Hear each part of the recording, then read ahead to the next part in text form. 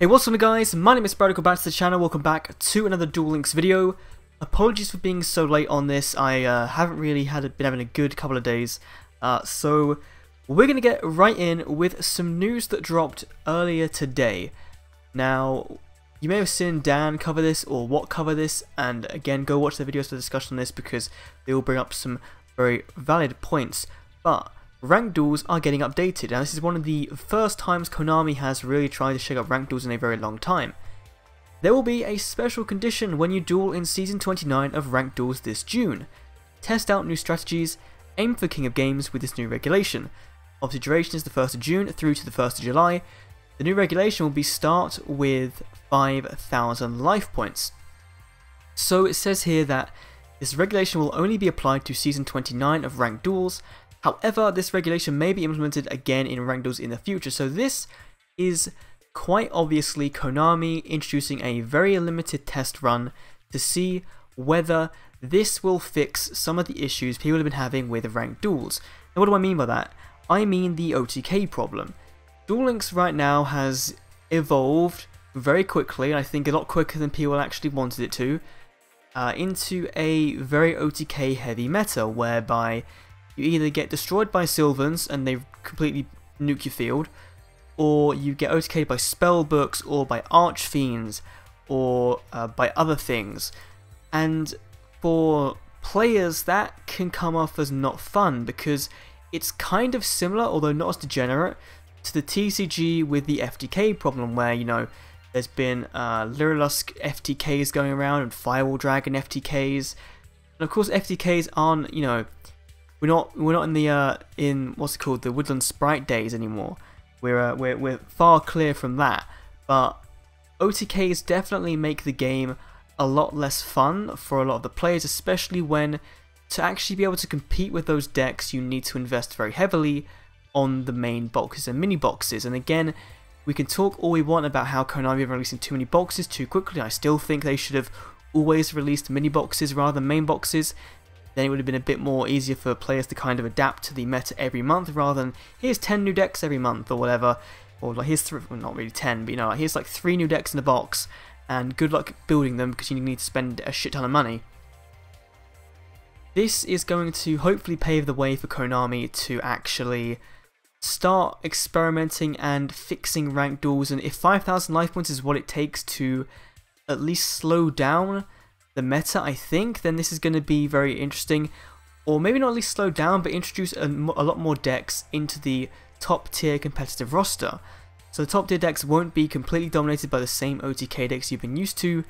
People will now not be able to just sit there and turn one, you know, masked hero OTK you because they won't draw into 3 mask chains, they may only draw into 2. You know, that like you see so many perfect hands with that deck and you just have to wonder, is Konami really giving them an advantage? Obviously they're not. You'd hope not anyway, but it is kind of a pain when you come against those. So this could lead to Konami implementing, you know, additional cards in the deck, additional cards in the starting hand, maybe increasing life points even further to, you know, just try and slow the game down a bit, which I think the game does need.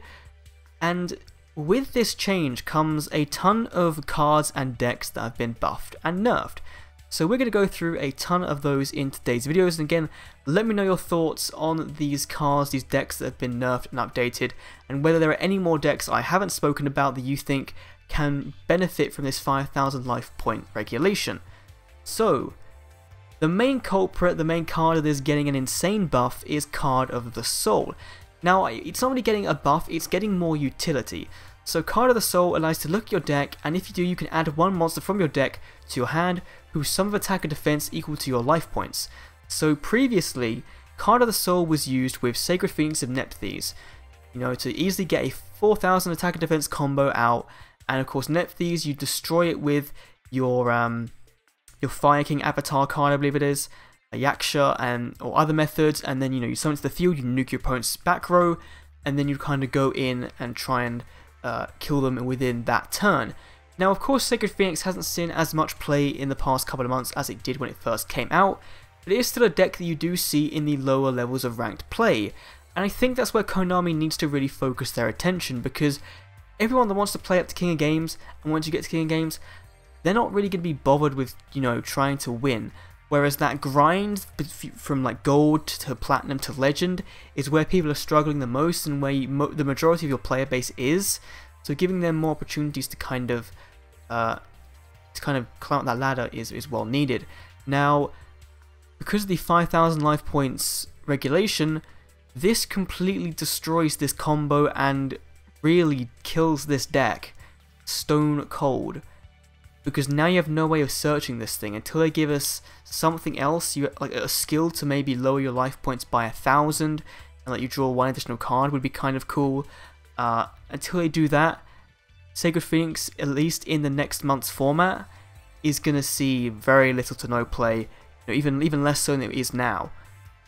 However, Archfiends are getting a pretty big boost. So, two very powerful cards, Archfiend Empress and Archfiend Emperor the First Lord of Horror, both have a combined total of 5,000 attack and defense.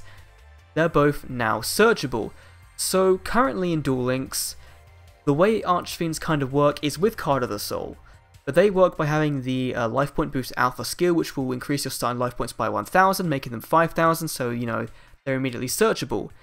Now Archfiends have the opportunity to run things like Restart, or to run things like Duel Standby to get more cards to hand, to give more chances to draw into Card of the Soul, to draw into their Call of the Archfiend Trap card, to set off their first turn combos with special summoning Archfiend Emperor, banishing a card, getting it banished, special summoning it back.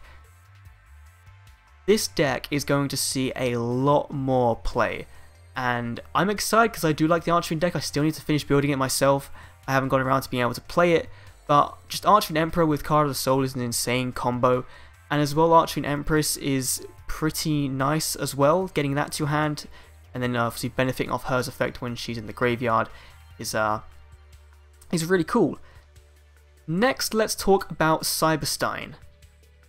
We had enough of Cyberstein back in one of the previous KC Cup events.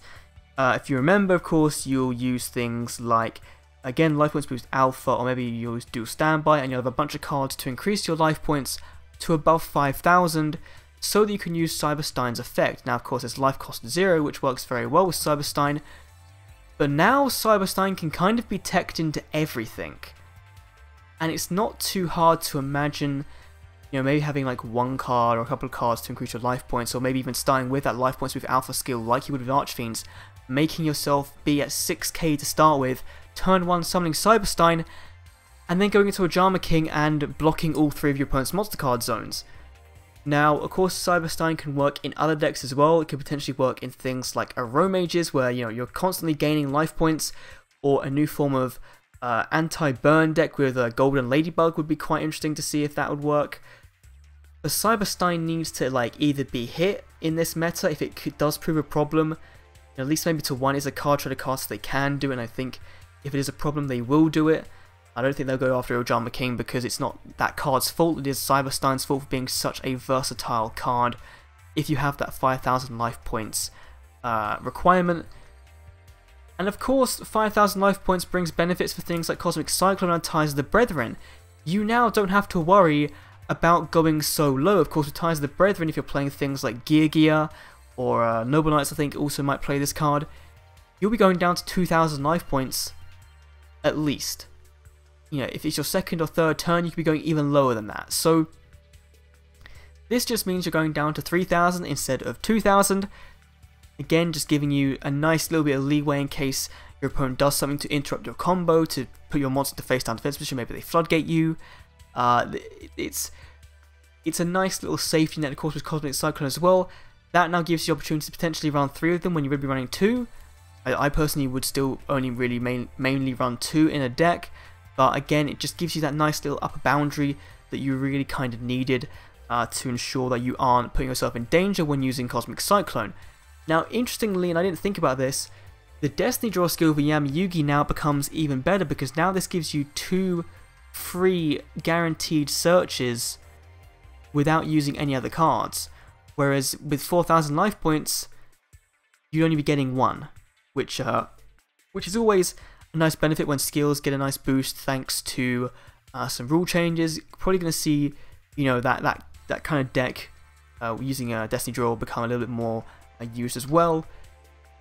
Let's finally talk about Aromages and Karate Man.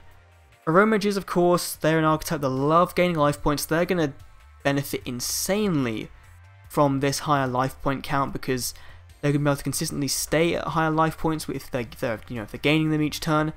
And again, it's just another additional threshold for them to kind of keep themselves, that keep using their effects. And of course, you could potentially combo Cyberstein with this as well, which would be really interesting to see an Aromage Cyberstein deck. I'm sure someone's done it already, and it's been very tilting, but Aromage Cyberstein could be new meta.